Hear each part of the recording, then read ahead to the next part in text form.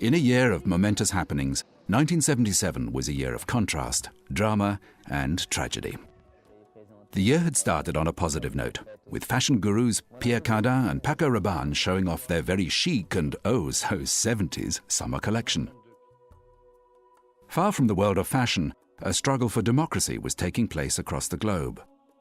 The short-lived government of Pakistan's newly elected Prime Minister Ali Bhutto was overthrown by General Zia. Recovering from 41 years of Franco dictatorship, Spain held its first democratic elections after months of riots. Across in Northern Ireland, the troubles continued with the 5th anniversary of the tragic Bloody Sunday Derry shootings. To mark the occasion, the IRA exploded 12 bombs in London's fashionable West End, and a further 30 bombs were exploded throughout Northern Ireland. Africa was the scene for further unrest.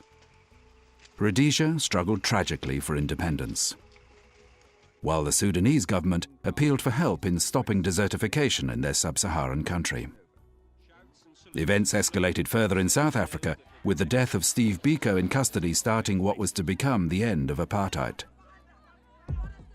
While Ugandan dictator Idi Amin entertained British agricultural experts in his trouble-torn patch of Africa. 1977 was also a year of momentous happenings in politics. In China, Deng Xiaoping took power and the notorious Gang of Four was expelled from the Communist Party. And while the Conservative opposition leader Margaret Thatcher was taking a stroll up China's Great Wall, a general strike was underway in Northern Ireland, leaving 3 people dead and more than 80 injured. The Reverend Ian Paisley had called the strike to put pressure on British troops to get tougher with the IRA guerrillas.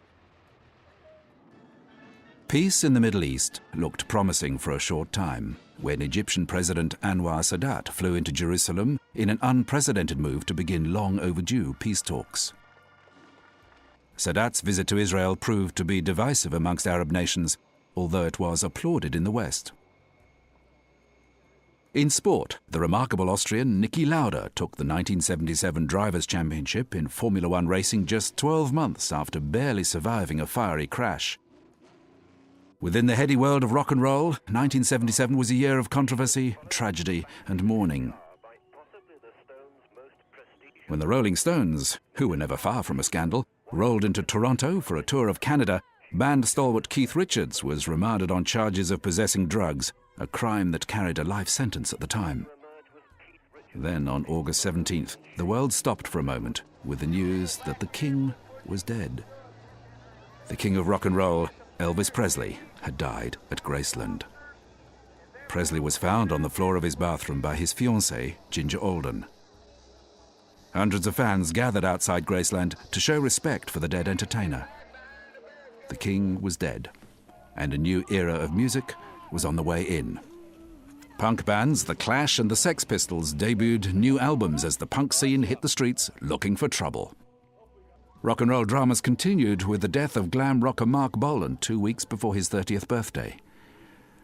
At Bolan's funeral, attended by David Bowie and Rod Stewart, a swan-shaped floral tribute was displayed outside the service in recognition of his breakthrough hit single, Ride a White Swan.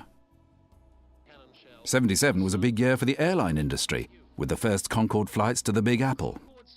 Originally banned from New York airspace, Concorde was cleared for full operations across the Atlantic, ushering in a new era of supersonic air travel. That same year, disaster struck the airline business when 2 Boeing 747s collided on a Tenerife runway, killing 583 passengers and crew. This was the highest number of fatalities ever recorded for a single aviation accident.